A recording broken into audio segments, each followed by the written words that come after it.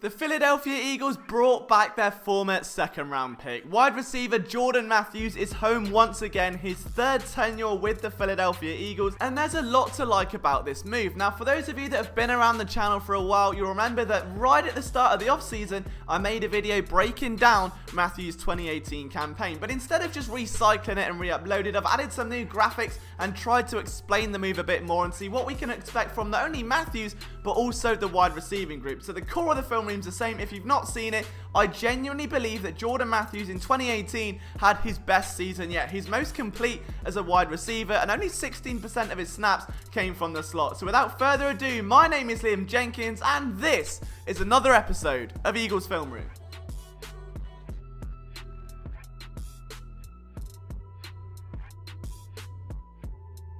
Before we get started though, guys, make sure you leave a like and hit that subscribe button if you're new around here. We would love for you to join our emerging Philadelphia sports community. When this video hits 500 likes, we will pick a random commenter to win a free Philly Sports Network t-shirt. All you've got to do, leave a like and make sure you drop your opinion down below to be in with a chance. And as always, don't forget your daily dose of Philadelphia sports coverage can be found at phillysportsnetwork.com.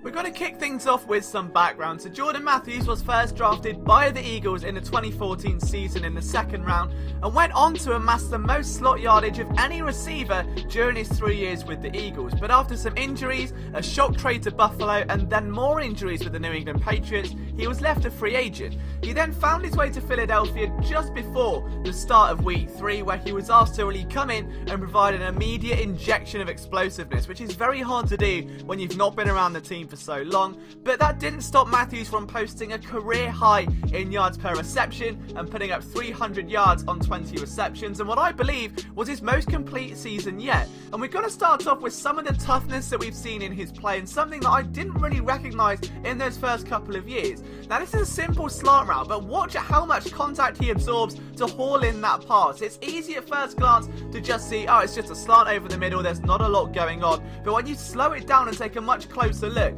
he uses his outside arm then to brush off the contact, then his inside arm to drive past BW Webb, and then lowers his shoulders to push forward through a tackle and pick up some crucial yards after the catch. He does well here on a comeback as well. He was untargeted against the Colts, but look at the way, again, it's that outside arm just to gain leverage. The corner falls down, Matthews ready for the ball. This is the most physical we've seen him play, and this is another good example. He's circled here. You've got a receiver outside that's going to draw that corner away in man coverage, which means if the safety comes down, which we're going to see him actually blitz, and a second safety pulls back over the top, there should be a nice pocket of space over on that right hand side, and that's exactly where Matthews needs to get. But he starts going inside and has to cut under the back of the corner, and that is so difficult to do. And we look at it from this point, he just uses the outside arm to almost push the corner away. It's so succinctly done. Uses that inside leg to drive his body underneath, generate some traction and accelerate into that pocket of space, adjust to the catch and complete a very key first down for the Eagles. And it's those first down receptions that really pushed Matthews onto the field a lot more. He became somewhat of a third down machine towards the end of the season, and that breakout game against the Jaguars, he had, I believe, 3 receptions for first downs overall. But one of his most memorable plays was in his second game back in Midnight Green. It was against the Titans, a 56-yard touchdown, and it all came from some great route running on this post. Now, just take a look at what Matthews does. The corner's being very complacent, very conservative, doesn't really want to get in the way of Jordan Matthews, and Matthews punishes the corner. And if we take this back and just watch what Matthews does, he's pressing vertically. At this point, he's charging outside, the hips are angled towards the sideline, the corner has to adapt, takes a step back, and as a result, it just paves open a wide open acre of space for Jordan Matthews to charge into and use that burst. And Matthews was never really seen as a speed guy or a receiver that can take the top off a defense, but it's safe to say that since those injuries have kind of healed up and he's been fully treated in the right way, that he's come out a much more explosive talent. This was one of those receptions against the Jacksonville Jaguars. It's press coverage and it's a good corner to go against as well. Trey Herndon also out of Vanderbilt, which of course is going to benefit Jordan Matthews here, that little connection between the two. And Matthews off the line of of scrimmage, able to generate separation. And I think the reason we're not seeing that formally is that we've only really seen him as a slot receiver. It's very rare we saw him pressed outside. But at WR2, look at this first couple of steps off the line of scrimmage here and watch how compact he keeps his body. The hands are by his side. He's then able to drive through contact, angle his way inside over the stem, but sell the vertical route. And that's the key here.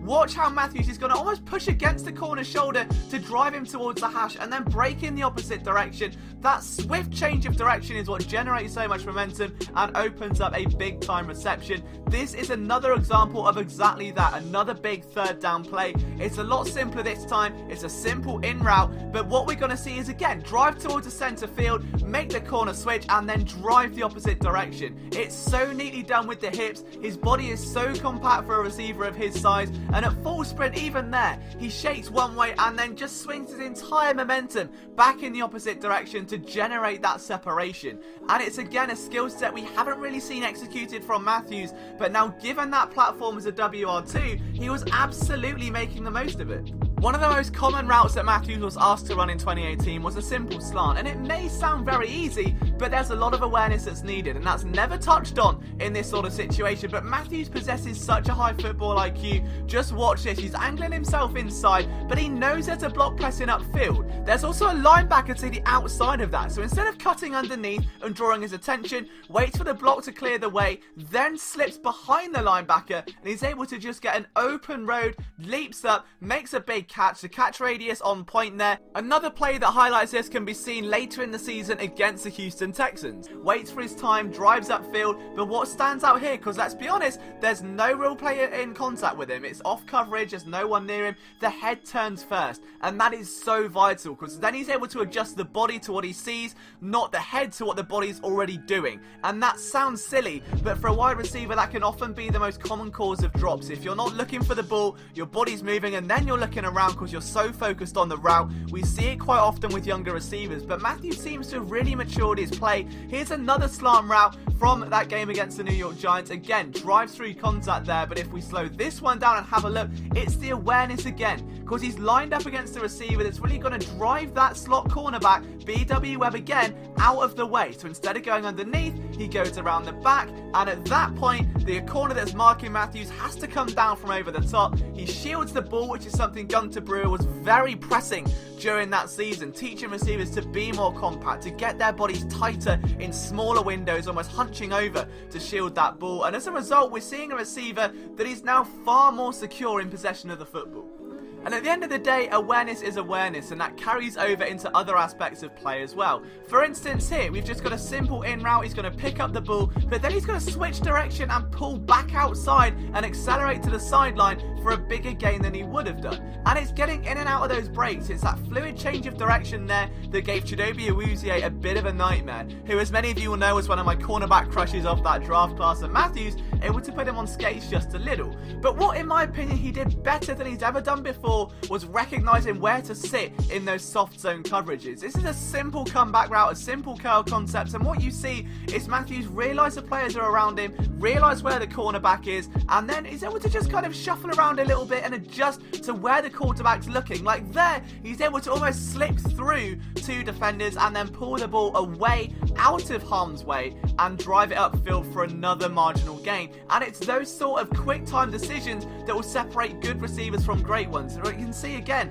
Matthews there is able to just pull his body upfield, yanking that ball away from any kind of danger and push it into a positive play. This is another zone beating kind of concept. We spoke about this earlier, but Matthews is going to go around the back of one corner, drive back across the field, and then pick up a huge play over the middle. It's a simple route. There's not a lot of complexity to it, but the way he's executed it, knowing where the players are in the field, knowing what play is coming, it all comes from tape study. He's pushing outside. The corner's got his back to the receiver. His eyes are on the quarterback. He's left Matthews one-on-one with a safety who breaks under his nose across the field. It's an easy reception in Wembley for Jordan Matthews, and it was the one thing that genuinely stood out to me in attendance for that game, was that he looked so much crisper than I'd previously seen him. So when you look at this Eagles receiving group and you see Mack Hollins not producing and unable to run routes cleanly, you see Arthega Whiteside unable to get on the field, you see Alshon Jeffrey, you see Nelson Aguilar struggling with drops and just general execution, someone like Matthews, who's consistent through the stem of the route, who is physical through contact, who has become much better at realizing where to sit in those soft zone situations, it's just a no-brainer. He's best friends with Carson Wentz. I've said it before, to the point where Carson Wentz even gave Jordan Matthews his dog's puppy during their 2016 season together. The two arrived at the Novacare complex in May before anyone else, 2 days before anyone else, in order to put some work in. They've got chemistry, and if Wentz trusts his receivers, he's bound to give the ball to them, and that is exactly what this Eagles team needs right now. So guys, if you enjoyed this content, let me know what you think down below. Do you agree with the move? Do you disagree with the move? Should the Eagles have kept Jordan Matthews around all along? Let me know down below. You'll be in with a chance to win a t-shirt, and if you want to follow me on Twitter, it's @LiamJenkinsPSN. Thank you so much for lending me your eyes and ears today. I'll see you again soon.